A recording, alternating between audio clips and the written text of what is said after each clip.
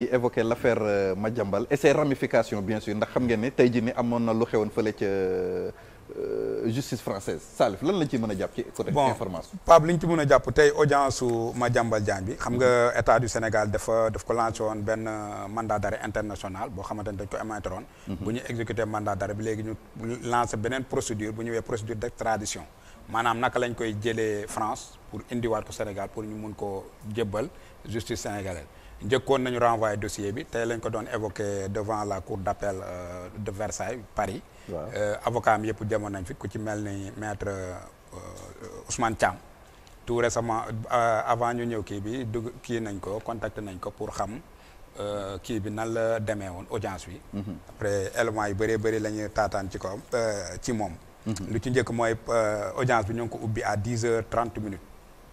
ñu ngi ko clôturé à 11h59 boo xoolee presque 2 heures de débat yoo xamante ne avocats yi amoon nañ ko pour exposer ñoom lu tax ñoom ñu bëgg ñu annuler procédure bi nga xamante ne état du Sénégal da ko kii entamé ci kii bi. évoqué nañ nag exigence yu bëree bëri yoo nga xamante ne nee nañu la coopération d'extradition entre le Sénégal et la France qui a été signée en 1974 boobu dafa teg ay conditions.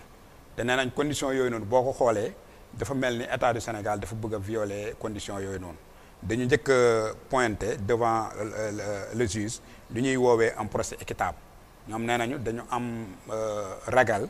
que ni Madiambal Diagne bu ñu ko extradé mu ñëw du am un procès équitable. procès équitable mooy dinañ ndax est-ce que dinañ respecter affaire yi procédure bi dina jaar nu mu war a jaaree bu ñu ñëwee dañu citer ñaari exemple ci yoo xamante ne ñoom jàpp nañ ne.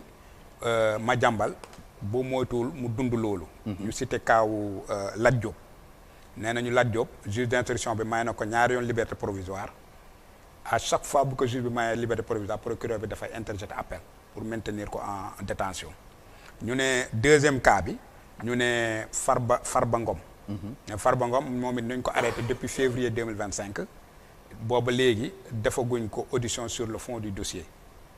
pour jox kii bi juge bi ay arguments yoo xamante ne c'est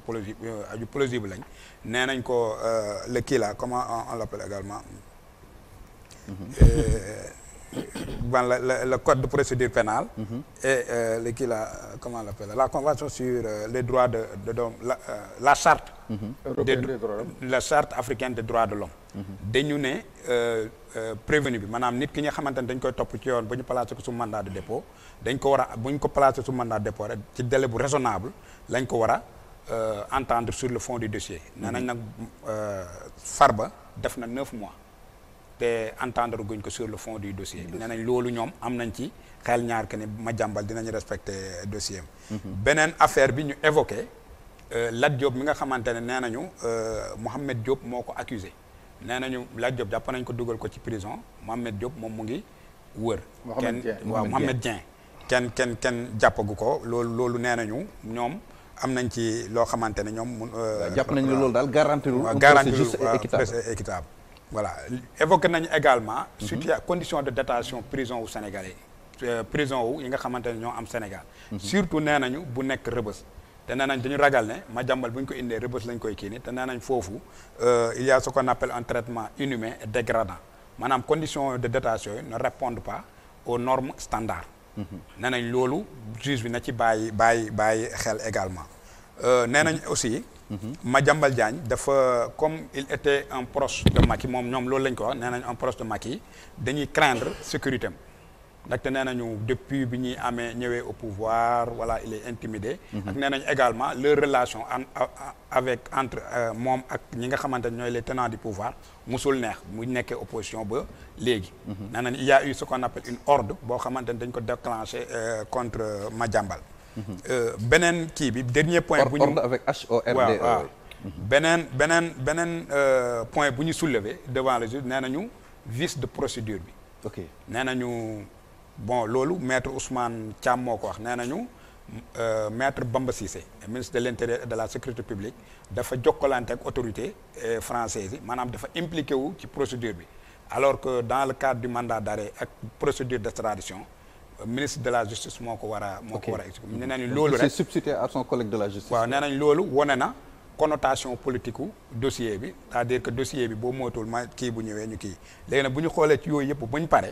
ñu déposer benn mémoire bu 40 pages yoo xamante ne ci la ñu tënk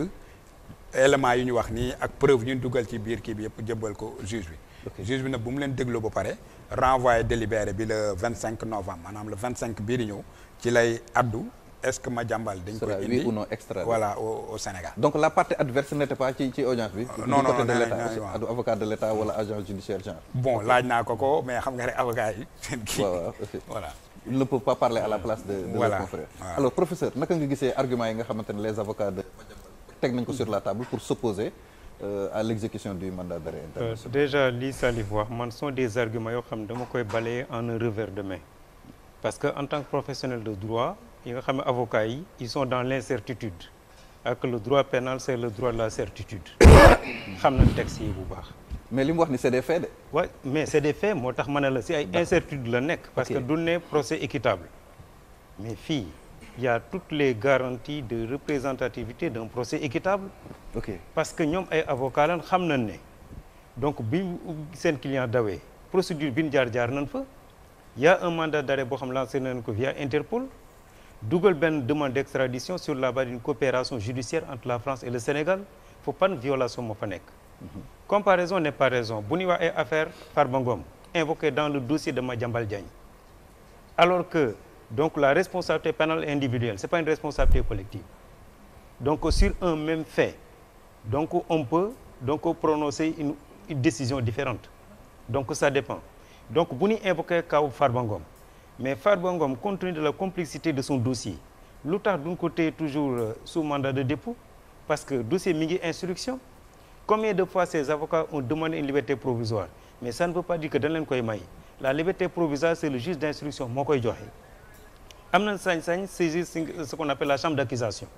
mais chambre d'accusation moom it dana vérifier procédure bi nga xam ne nii au niveau de l'instruction ndax lii jaar na yoon wala déet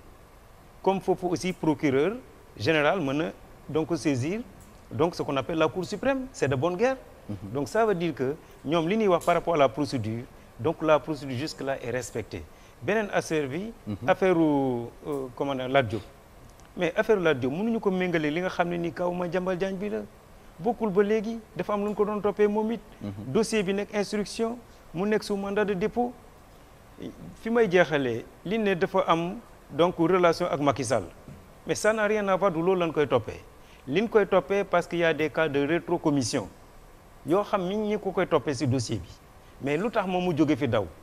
mënoon na toog fii bu bëggee commettre ay avocats à l'étranger ñu ñëw wuy si ko comme avocat sénégalais yi ñu demee en France devant la cour de Versailles donc pour défendre son dossier mënoon na toog fii xam ne moom il a droit à un procès équitable lu tax defu ko il a défié la justice de son pays donc jël ay subterfuges yoo xam ne daw dal di dem ne dafa wuti doole ba pare nekk foofu il se permet de communiquer avec des gens qui sont là xam nga avocat yi mooy li may wax sooy défendre client donc da ngay dem bay tordre droit bi man li ñu wax dama koy balayer en un revers de main il y a pas de vice de procédure te le inchallah le 25 bu ñu si excès je vous assure que la cour d'appel de Versailles donc dana donc leen débouter seen dossier bi et la demande d'extradition danañ ko exécuter li tax ñu koy exécuter parce que fii am na garantie de procès équitable ñoom xam nañ ko seen avocat yi d'accord alors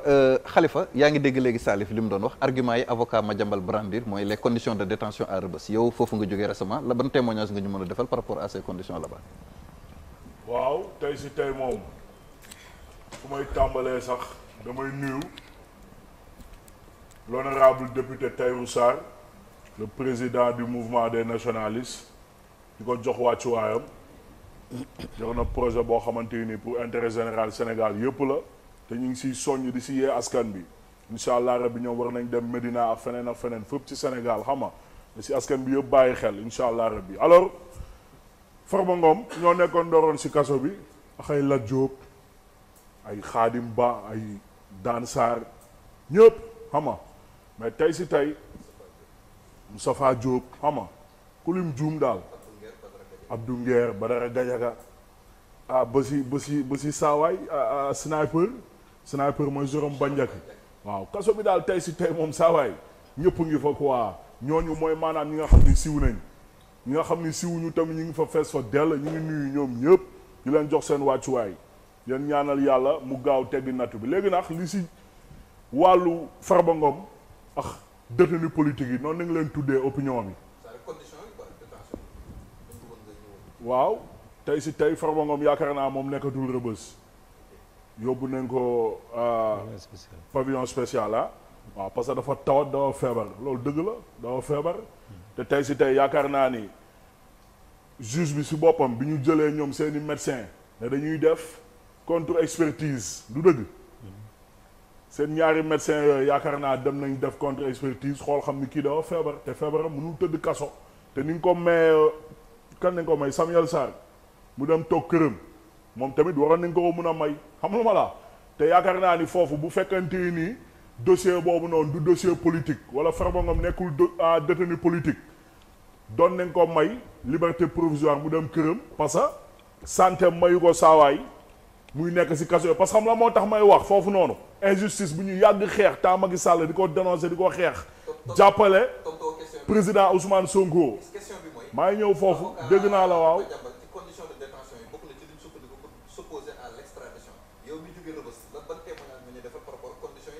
waaw maa ngi ñëw foofu dégg naa la xam nga tey si tey ma am fu ma doon wax noonu li ma doon expliqué dafa am solo xam nga parce que maanaam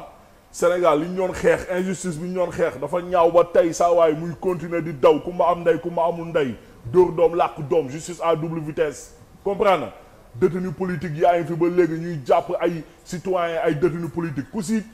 génn àdduna muy Farba Ngom Madiambal Diagne ak képp kum si munti doon ku génn àdduna la gars nañ xam ni état bi mooy responsable te mun nañ leen toppee crime contre l'humanité wala waree fa mais yow Rebeuss li fa am saa waay yow xam nga ko yow dem nga Rebeuss li fa am saa waay xoola esclavage la esclavage sax laa lay wax nii moo tane lu am Rebeuss barki Seydouna Muhammad sallallahu alayhi wa sallam dafa ñaaw dafa salte éthique morale déontologie dara nanguwul saa waay ñu xeex ba tey Sénégal moo am ay mort am ay Sénégalais yu si traumatisé am ay blessures man mii laa wax yow boo bëggee ma futteeku léegi boo bëggee ma futteeku wala samay cicatrices yu ma am si xeex bi man si mbedd yi est-ce que ma lay wax nii dafa ñaaw ñu xeex ba léegi yow autorités yi saa waay kan moo si tëddul kaso président bi tëdd na kaso premier ministre bi tëdd na kaso yaa ngi dégg tey si tey les ministres les directeurs généraux presque ñoom ñëpp laa leen à plus de 80% tëdd nañ si kaso yi yaa ngi dégg dem nañ Rebeuss xam nañ li fa xew yaa ngi dégg Rebeuss li fa nekk laa lay wax nii moo raw fuuf esclavage te saaga la si humanité saaga la ci Sénégal te loolu yàq der la dafa ñaaw saa waay ñii nekk ay jeunes ñu am yaakaar si ñoom ñu dem ba falu di jiite Sénégal ba pare di bàyyi Rebeuss ni mais lan lañu waxoon waxuñu woon Rebeuss xaw ma dinañ ko tas xaw ma que jaay nañ ko xaw ma lan du loolu la ñu waxoon ah Rebeuss laa lay wax nii gis nga xoola ay Farba Ngom yi ñoo siiw ak ay Madiambal Diagne ñoo siiw mais xoola man balaa ma fay jóge am na benn booy bu fa ñàkk ba xenam barki Seydouna Muhammad sallallahu alayhi wasallam chambre 4 yaakaar naa jour màggal Touba bi la woon te booy bi la moo taxoon mu génn àdduna yow tàngaay bii nii saa waay xoola néegi imaginez chambre 3 4 9 10 13 14 ay néeg yoo xamante yi nii pour maximum 80 personnes la yow nga dajale fa 250 et quelques personnes wala boog administration pénitentiaire ñu leen di nuyu di leen jox seen wàccuwaay ñoom ñëpp ku lim juum xam nga mais ñoom ay professionnel nañ te maanaam ay borom baax nañ te ay borom yërmande nañ mais mënuñu si dara parce que dañu leen dénk kase Rebeuss maanaam mën nañ xëy bés sax laa lay wax nii ah ñëpp a deewoon ndoor yaa ngi dégg léegi saa ay xaw ma feebar yi am wul question mais li ñuy wax ne célébrité yi ñoom condition yi ngeen ñeneen ñi di dund foofu ñoom duñ ko fa dund non loolu tey si tey Salif question bu am solo la xam nga gars yi dañu naan bu ñu demee si kaso yi si néeg yu nooy dañ leen di dugal c'est faux même chambre 42 bi Lat Diop nekk nii Farba Ngom nekkoon fa yaa ngi dégg gars yow xam nga chambre 42 apala foofu sax dafa fees kaso bi yëpp a fees kaso bi yëpp a fees laa lay wax nii léegi néeg yëpp a fees man chambre 5 laa nekkoon sama kaso bu mujj bi néeg bu ndaw la yaa ngi dégg mais chambre 5 sax laa lay wax dafa fees dell te yow xam ngeen tàngaay bi nii nu mu tàngee yow à tout moment mun nga péter le plomb du dëgg yow imagine loolu garde yi dañuy sonn jëlmaa ni sonn te loolu noonu yëpp mooy li ma la wax humanité nanguwu ko déclaration universelle droit de l'homme yi ngeen di lim boobu ba léegi loi yi wala à traité yi xaw ma charte yi loolu yëpp niveau international dara nangu ko loo xam ni dafa ñaaw dafa salté nee naa leen on piétine la dignité humaine. à Rebeuss. d'accord te tey say fi may daanalee. yow saa waay tey say def nañ ay coup politique ministre bi dem na fa bëgg Demba Ndiaye naan xaw ma dañuy xool xaw ma léegi tey si tey la moo changé. d'accord te am nañ ay renseignements que Rebeuss yu mu feesee Cap Manuel bii tamit léegi noonu la feesee dell xam nga ma la te yow gars yi dañuy am ay problème ñuy dem di taxaw da ngay gis ku ñuy renvoyer ay 2 ans et quelques ñu lay renvoyer te saa yow taxawee ñu àtte la ñu bàyyi la nga ñibbi. xam nga kaso bi daal tey say ku lim juum kenn mënul wax lépp. d'accord mais si gàttal daal. ñëpp a sonn muy détenu politique yeex xam nga ñëppay pakete de guddi bu jotee saa waay ñëppay pakete te fee amul climatiseur ay ventilo moo fa am te ventilo bi ngelawu tàngoor lay génnee xam nga voilà. d'accord moo tax am feebar yu bees yi nekk di daw nii. xam nga yàlla saxal sutura Sénégal mais Rebeuss mun nañ xëy mutinerie am fa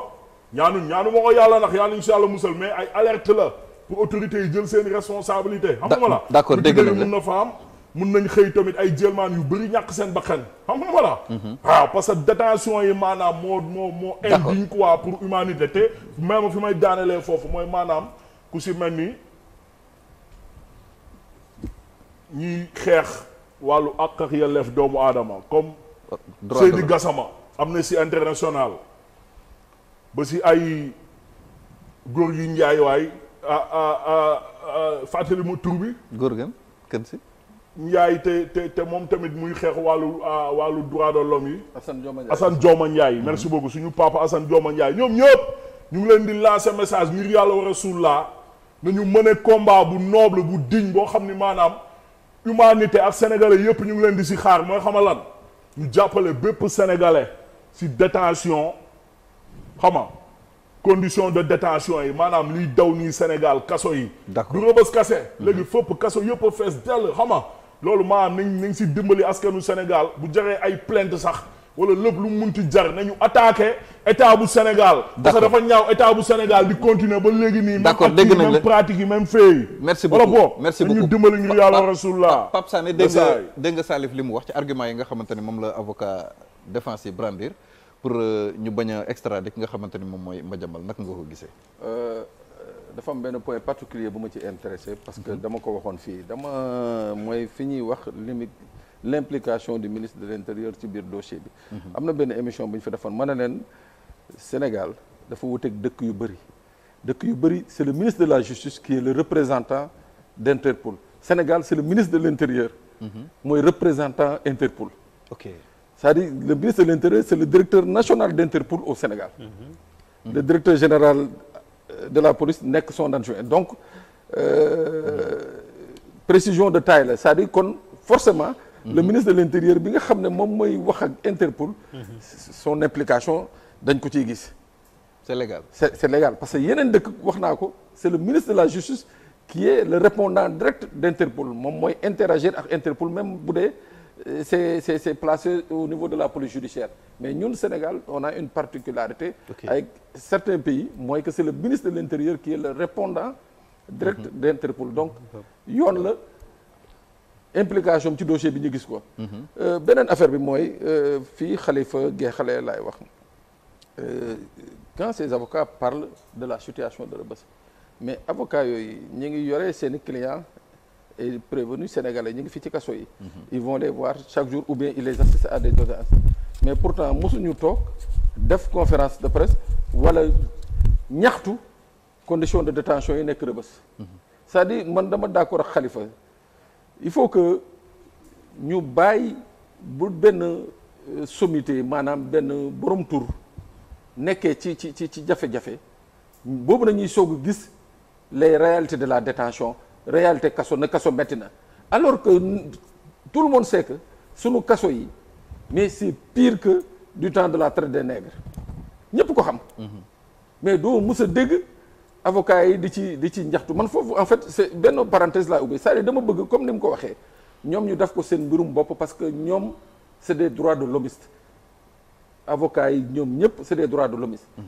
bu ñu gisee les situations carcérales les situations au niveau des prisons sénégalaises xaar ba dem France di défendre un client di soulever li nga xam ne mooy difficulté yi am ci prison sénégalaise yi moi je crois que seeni clients yi nga xam ne dañu yoree fii Sénégal ci prison Sénégal yi respecté ñu seen clients yooyu. les personnes anonymes. waaw les personnes anonymes ñi nga xam ne ñoom ñi ngi fay seen xaalis ou bien ñu ngi leen di jàppale moo xam gratuitement et consort donc en fait je dis que ci mbir yooyu nga xam ne nañu soulever au niveau de Versailles. jàpp naa ne que le juge c'est mon point de vue hein, ça va être comme dans l'affaire Doro Gueye. Parce que bi ñu invoqué la proximité de Doro Gueye ak Macky Sall. non juge bi daf ko élagué. ok ah d'accord ok. non daf ko dindi c'est-à-dire. ñoom it du càggante rek ñu ngi France. dañuy basé wu rek ci benn dossier nii boo leen di jox c'est des juges c'est des enquêteurs c'est des instructeurs des investigateurs. donc tamit soo gisee ñu renvoyé ko au 25. ça leur laisse d'abord le temps. gën a dugg ci dossier bi. gën a encore voir avec la partie officielle mooy l'accusation. mooy l'État du Sénégal. lan nag lan justement par rapport à ces points là lan moo ciy dëgg ak lu ci du dëgg xam nga boo gisee ma xaw ci am sikki sàkk tuuti. dafa am benn site bu ma doon lire je veux pas lui faire de la publicité mu ne que dañu soulever un point de nullité parce que le ministre de l'Intérieur dafa dugal mandat d'arrêt bi alors que le juge ne l'avait pas signé. Ministre de l'Intérieur dafa dugal mandat d'arrêt bi le 25 alors que le juge l'a signé le 26 l'a signé le 26 mais Pape loolu j'ai dit je renvoie les gens juste au communiqué du ministre de l'Intérieur qui date du 26 xëy na laa la wax xëy na le truc le ministre de l'Intérieur peut saisir le BCN le bureau central national d'Interpol aussi à Dakar mun na ko saisir le 25 ne leen préparer la ma lii je dis je suis pas dans le secret des dieux mais dama ne su dee sax loolu am na par extraordinaire li koy mën a justifier mooy que le 25 le ministre a saisi le BCN bureau central national d'Interpol ne leen voici li ma bëgg a def waaw mon intention c'est justement d'aller vers un mandat d'arrêt avec une notice rouge concernant Madiambal Diagne waaw mais loolu cette intention ne peut pas être considérée comme un acte bi nga xam ne moom le ministre posé moo tax dama ne sur ce qui a été avancé par Salif je crois savoir que dans le cadre de l'entraide judiciaire français yi ils vont dire le droit c'est-à-dire am na ci ay considérations yi nga xam ne duñ ko tenir en compte am na ay considérations yi nga xam ne daañu ko tenir en compte am na ku ma doon wax sànq mu may wax dans le ci kaawu Doro Gueye ma ne ko Doro d'abord li ko gën a may chance mooy son état de santé il avait un bon dossier médical waaw il avait un bon dossier médical moo tax gars yi benn moment ñu ne non effectivement il faut tenir compte de ça nañ ko bàyyi mu faju et tout jabar ji elle était en état de grossesse avancée ñu ne non nañ bàyyi tamit ba jabar ji yàlla may ko jàmm donc il y a tous ces faits là qui ont concouru à faire en sorte que les droits de Doro aient été respectés à ce jour et ça va être le même cas c'est-à-dire les droits de Madiambal vont être respectés le 25 bu jotee si la cour d'appel de Versailles jël na décision bi nga xam ne àndu ci mun na def encore recours ainsi de suite ba jour bi procédure bi di egg à son terme moo tax waxoon naa ko fii nee naa ça va être la partie la plus difficile pour l'État du Sénégal c'est-à-dire mooy li ñu doon wax léegi nii mooy la demande d'extradition. ok d'accord professeur am na loo si bëggoon sax. voilà li ma si bëggoon a kii rek mooy sànq Pape Salé li mu wax. te Salé fi invoqué ko sànq xam nga boo xoolee ministre de l'Intérieur ñi demoon fële avocat la comme ñoom c'est un procédurier am na yenn yoo xam ne nii moom donc du si dugg. fi mu jaar xam na ko moo tax bi ñuy wax exception de nullité soulever ay nullité daf may xaw a jaaxal beneen bi yenn argument yi nga xam avocat yi jógee fii dem ba France amul benn argument de droit bu ñuy sukkandiku. di def ay comparaison man ça m'étonne donc loolu ba léegi daf may étonné si ay avocat parce que c'est le droit qui doit être dit man loolu laa gëm booy défendre sa client il faut avoir des arguments de droit nga invoquer ay textes yoo xam ne nii mais boo nee procès équitable mais le cas de Mansour Faye ngi fii le cas de Aliou Sall ngi fii keneen ak keneen mais justice bi dafa am nu muy doxee dañuy respecter ak yële procès équitable daf fi am. ñaareel bi li Khalifa wax sànq c'est vrai que condition de détention yi war nañ ko xoolaat parce que it prison donc dafa nekk loo xam ne nii dafa war a am humanisme parce que fekkee dañuy entasser des gens yoo xam ne nii tey vraiment loolu dafa xaw a doy waar te yaakaar naa ne xëy na état bi aussi war na si jël ay matuwaay yu mat sëkk ba nga xam ne nii ñu traité leen donc avec humanisme mais aussi Khalifa les droits de l'homme ici ak yéen aussi maanaam il faut ñuy wax ak askan bi parce que li may wax rek donc la liberté c'est dans le respect des lois donc bu ñu respecté bu ñu tënkoo ci yoon rek dañuy am liberté mais ñi nga xam ils sont entre quatre murs parce qu'ils ont violé la loi ils ne sont pas libres donc ñoom aussi jaadu nañ li nga xam ñun ñëpp ñoo ko bokk muy société bi ñu tënk ci ay loi ñu ne lii bu ko def lii bu ko def kenn ku ne boo fa génnee war nga mën a def introspection jéem a xool bu baax nag yow donc li yoon aaye nga bàyyi ko li nga xam ne nag yoon may na la ko nga def ko c'est très important donc loolu aussi il faut ñu bay ci xel kenn ku nekk jéem a tënku ci yoon suñu wàccee ci yoon nag su ko defee yoon aussi war a mën a def liggéeyam parce que je dis que c'est la société qui condamne tous ceux qui sont en prison ñu leen fa envoyé parce qu'on a voté la loi comme le dit Jean-Jacques Rousseau la loi est l'expression de la volonté générale donc noonu la mën a demee il y a des détenus de droit commun ñi wax détenus politiques yi mais détenus de droit commun yi koo xam day sàcc portable ñu téye ko pendant combien d'années il faut que aussi ñooñu ñu leen di bàyyi xel te ñooñu condition de détention yi ñu nekk sax ñii nekkuñu si ñii dañuy ñëw ne dañoo feebar ñu indi leen médecin def benn expertise yóbbu leen pavillon spécial wala may leen contrôle judiciaire wala ñu am seen liberté provisoire mais détenu de droit commun bi kenn du ko jooyal amul bàjjen amul dara dañ ko fay fàtte génne ko benn 2 ans 3 ans 5 ans ne ko defoo dara dal ñibbi loolu aussi il faut ñu bàyyi ci xel. d'accord alors xam naa dañuy daal di évoluer ci waxtaan bi parce que actualité judiciaire bi des na am na yeneen yu ci des l'affaire Mansour Faye war nañ ci wax l'affaire Ameth Ndoye